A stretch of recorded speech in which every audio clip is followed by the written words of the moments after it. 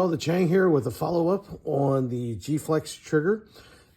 Before we get into that though, if you could give us a thumbs up, hit that like button and the subscribe button, help us out with that algorithm, greatly appreciate it. So some of you may have seen previous review on this G-Flex trigger.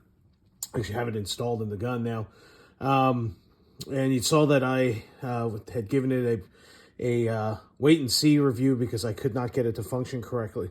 After that video was published, a couple weeks after it hit the publishing, a couple of folks from the folks at G-Flex actually reached out to me, one via YouTube, and I'll put a card to the original video somewhere up here, and then one actually directly through my email, and we talked about troubleshooting the other trigger, and I had gone through their troubleshooting steps, and it had still not functioned. So they ended up sending me a brand new trigger. They didn't ask for the other trigger back. Happy to report that I shoved this in here today, which is September 11th. Not September, geez. November 11th, Veterans Day. Happy Veterans Day to all those folks who serve. Thank you for your service. And got it to run. So pretty fun. I also wanted to let you folks know, and this was one of my concerns as I was getting it to run. If I wanted to not shoot on the release, I only wanted to fire one shot. You'll see I'll have the video here in a second that shows how I got it to quote unquote stop firing. So let's check it out.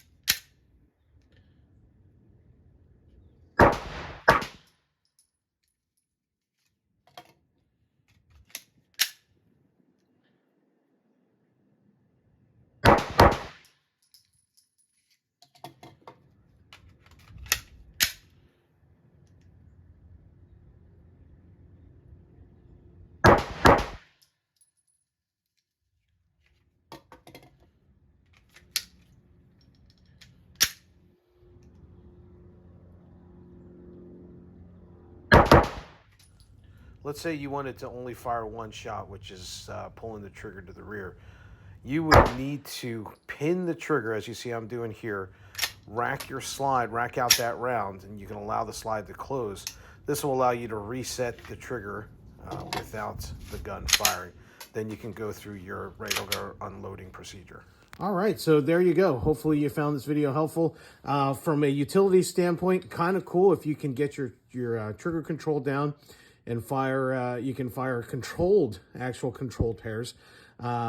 If your recoil control and your trigger control aren't that great, you might be launching a lot of shots off the paper, off the backer, maybe over a berm. So I would say use with caution. Start out slow. Make sure you got your recoil management in place with that good grip and good arm positioning, and make sure you are sure of your target and your sights are aligned on target before you let that second shot go, and make sure it doesn't go wild. So there you go. Hopefully you found this useful. If you did, please give us a thumbs up if you haven't done so already. Subscribe to the channel and click that bell notification icon to the right. We could sure use your help with the algorithm. Stay safe, and we'll see you out on the range.